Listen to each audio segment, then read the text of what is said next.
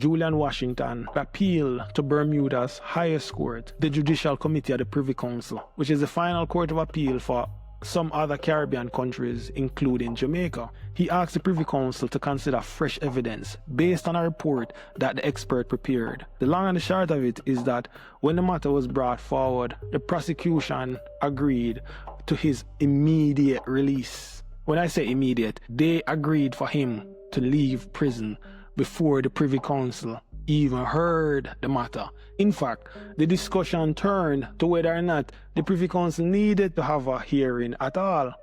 I am thankful, like tremendously grateful, that Julian's team pressed for a hearing, because we have that official public record of the hearing and we have the written decision of the court, which gives us the background of what happened and also explained the problems that arose in Julian's case so that all of us can learn from it.